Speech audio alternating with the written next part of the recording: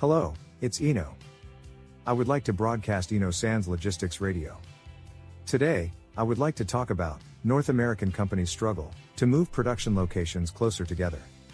With supply chains disrupted around the world, Western countries are trying to take a near-shore strategy, where production bases are closer to their home countries, rather than in Asia and Southeast Asia. I have reported on this in previous radio, and have included a link in the overview section. Experts say, it may only bring production issues closer to home.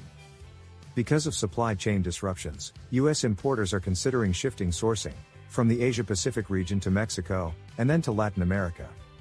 However, finding suppliers in Mexico and Latin America, like suppliers in China and Southeast Asia, to source the right raw materials, production quality, and proprietary parts, and where already have established networks in manufacturing locations, is difficult. Experts point out that it will take years to replicate current production capacity and reshape suppliers under a near-shore strategy. One expert added, there is no denying that China is the single largest market for nuts and bolts of all kinds, from basic to advanced components. Such an ecosystem is impossible to replicate in any other country in the world. Florida-based bedding manufacturer is considering sourcing from Mexico and Central America in preparation for supply chain disruptions.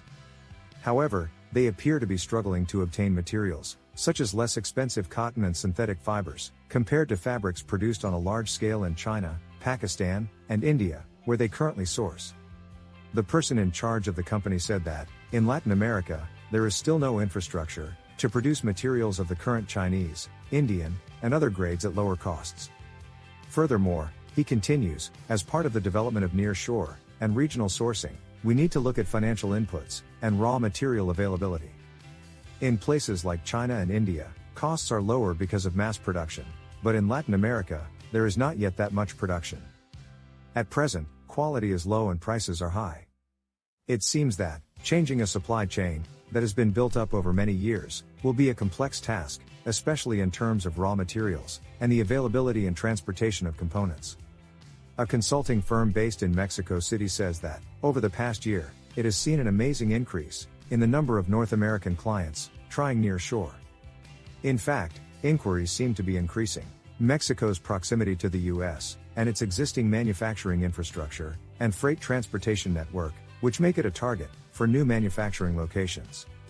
A recent survey of U.S. manufacturing executives was conducted by that Mexican consulting firm. While 70% were planning, considering, or expecting to move their manufacturing facilities to Mexico, only 17% had already done so.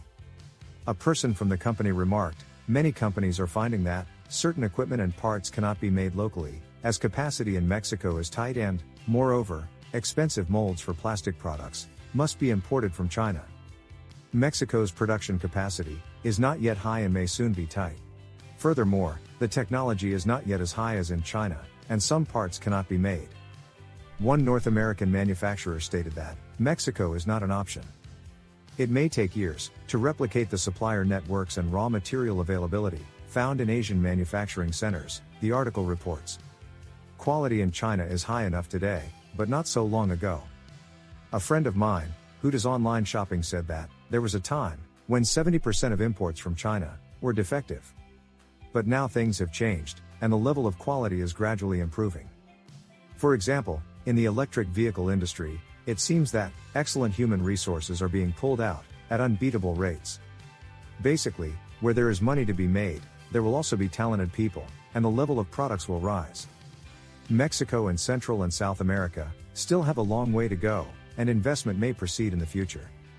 There is no immediate switch in production areas, but that is the way things are going now. I do not know how the market will change in the future. However, I believe that these times are a kind of business opportunity, so it may be possible to attack Mexico.